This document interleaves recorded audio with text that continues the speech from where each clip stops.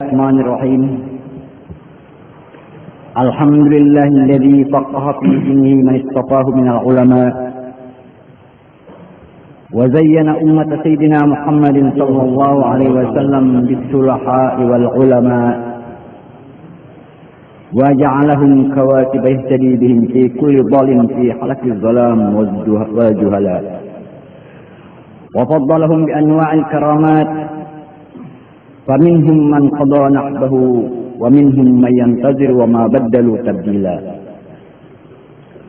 والصلاة والسلام على سيدنا وحبيبنا وشفيعنا ومولانا سيد المرسلين وخاتم الأنبياء، وعلى آله وأصحاب السادة الأولياء، وعلى التابعين وتابع التابعين لهم بإحسان إلى يوم الجزاء.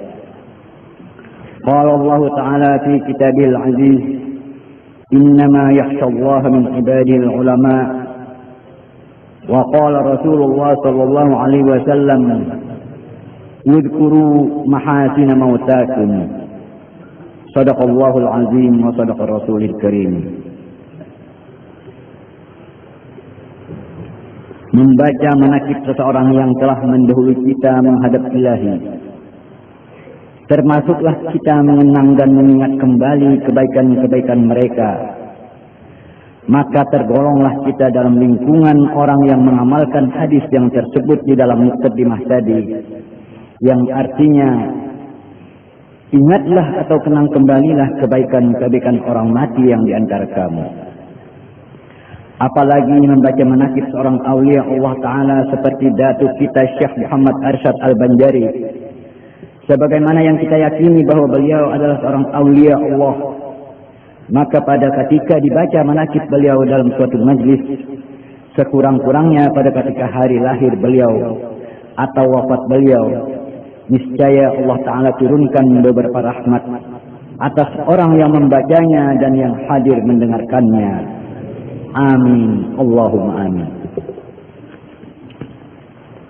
Maka alhamdulillah, pada hari ini kita baca manakib beliau dalam majlis yang mulia ini sebagai pertanda cintanya kita kepada beliau.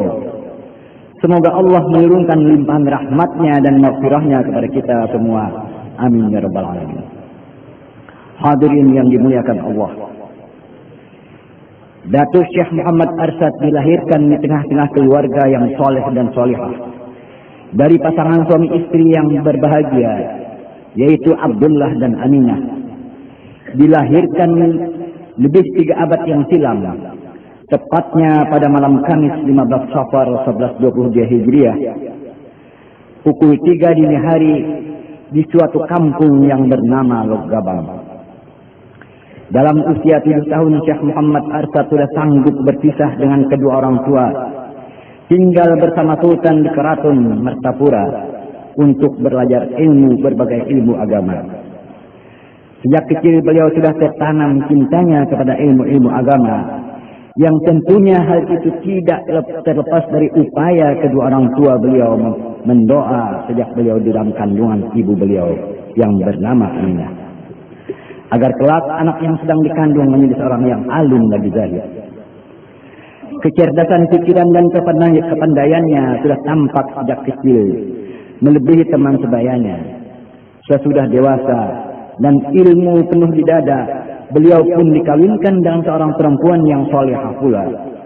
Meskipun demikian, beliau masih ingin menuntut ilmu ke negeri Mekah dan rela meninggalkan istri yang hamil pertama. Lebih kurang 30 tahun di Mekah dan tidak kurang dari 25 kali mengerjakan haji, ibadah haji, serta lebih kurang dari 35 bidang ilmu yang dia kuasai dan berbagai sanad ijazah yang diterima langsung dari guru-guru beliau, sehingga banyaklah ulama-ulama terkemuka di Mekah pada masa itu menjadi guru beliau. Di antara guru-guru Syekh Muhammad Arsyad yang masyhur, 1. Alimul Allamah Syekh Athaillah Al-Misri di Mekah. 2. Syekhul Islam Imamul Haramain Alimul Allamah Syekh Muhammad bin Sulaiman Al-Qurdi di Madinah. Sedangkan guru khusus di bidang tasawuf ila Sayyidul Arif billah Syekh Muhammad bin Abdul Karim As-Saman Al-Madani dan menjadilah Syekh Muhammad Arsyad Khalifah Syekh Muhammad Saman Al-Madani untuk wilayah Banjar khususnya dan Kalimantan pada umumnya. Di antara sahabat beliau adalah Syekh Abdul Samad Palembang, Syekh Abdul Wahab Bugis, dan Syekh Abdurrahman Misri dan lainnya. Selama beliau di Mekah, kegiatan beliau hanyalah belajar dan belajar, sehingga jalanan yang beliau ketahui hanyalah selama di Mekah hanyalah jalan yang menuju ke Masjidil Haram dan ke rumah guru beliau saja. Majelis haul yang berbahagia, konsep pemikiran Syekh Muhammad Arsyad yang tajam mengenai pendidikan yang utama agar mendapat sasaran dan tujuan beliau mengutamakan untuk mendudukkan pendidikan ilmu-ilmu agama pada peringkat yang pertama. Karena itu, beliau menyadari bahwa tidak ada martabat yang lebih tinggi daripada martabat ulama setelah martabat nubuwah. Karenanya beliau selalu mengharapkan dan mendoa agar zuriat beliau untuk selalu tekun dan rajin dalam menuntut ilmu-ilmu agama agar menjadi seorang yang alim lagi zahid. Sepulangnya beliau dari tanah suci Mekah, langsung melaksanakan kegiatan belajar mengajar untuk membina umat dalam menegakkan ajaran Ahlus Sunnah wal Jamaah yang dipusatkan di kampung dalam pagar. Di samping kegiatan beliau mengajar, belajar dan mengajar, beliau juga berupaya meningkatkan taraf hidup masyarakat di bidang pertanian dengan cara membuat irigasi sehingga lahan yang non-produktif menjadi lahan yang produktif. Dan para pendidik dan anak didik dapat mandiri dan tidak ketergantungan kepada orang lain. Setelah sekian lama kegiatan belajar dan mengajar terlaksana, pertanian sudah maju dan penghasilan masyarakat pun sudah meningkat. Maka untuk tersebarnya dakwah Syekh Muhammad Arsyad ke segenap penjuru, beliau kirim anak-anak beliau dan anak cucu beliau yang sudah alim dan mampu mengemban misi dakwahnya yang digariskan oleh beliau ke berbagai daerah seperti yang dapat kita lihat antara lain. Alimul Allamah Qadhi Haji Abu Naim bin Syekh Muhammad Arsyad beliau kirim ke negara dan kawin di sana melahirkan beberapa orang anak dan cucu yang alim-alim pula. Alimul Allamah Mufti Haji Jamaluddin bin Syekh Muhammad Arsyad beliau kirim ke Marabahan dan kawin di sana melahirkan Alimul Allamah Qadhi Haji Abdul Samad, dan kemudian Qadhi Haji Samad kawin di Marabahan melahirkan beberapa anak cucu yang alim pula. Hadirin yang berbahagia, di antara keramat Syekh Muhammad Arsyad, sewaktu beliau di Betawi sempat membetulkan arah kiblat jembatan 5 dengan cara mengacungkan tangan baju beliau ke arah orang di depannya, maka terlihatlah Baitullah di sela-sela tangan baju beliau. Kedua, sewaktu beliau sedang mengikuti pengajian, maka setelah istirahat lalu beliau bercerita tentang buah-buahan di negeri Banjar, di antaranya buah duren yang sangat disukai orang Banjar. Maka timbul selera keinginan orang-orang yang mendengarnya untuk mencicipi buahnya. Tiba-tiba Syekh Muhammad Arsyad mengulurkan tangan beliau ke belakang dan ternyata ada sebiji duren di tangan beliau yang sedang masak dan harum baunya. Lalu ditubuhkanlah kepada guru beliau dan sahabat-sahabat beliau ketika itu. Demikian di antara karamat beliau yang sangat banyak, namun hanya inilah yang dapat disampaikan. Majelis haul yang berbahagia, dengan memperhatikan riwayat tersebut di atas, maka dakwah Syekh Muhammad Arsyad tersebar ke segala penjuru, bukan saja di Kalimantan Selatan, bahkan sampai ke Kalimantan Timur, Kalimantan Barat, Kalimantan Tengah, dan wilayah Kalimantan Utara.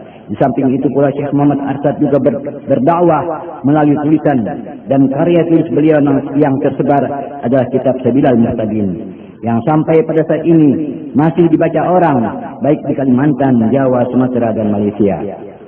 Lebih kurang 41 tahun beliau berkiprah dalam berdakwah baik secara lisan maupun tulisan, dakwah bilhal, dan dalam mencetak anak dan cucu serta para muridnya untuk menjadi seorang yang alim lagi zahid dengan penuh gairah dan semangat. Akhirnya lesulah jasmani dan lemahlah tenaga, sehingga suasana haru dan cemas pun selalu menyelimuti jiwa anak cucu beliau.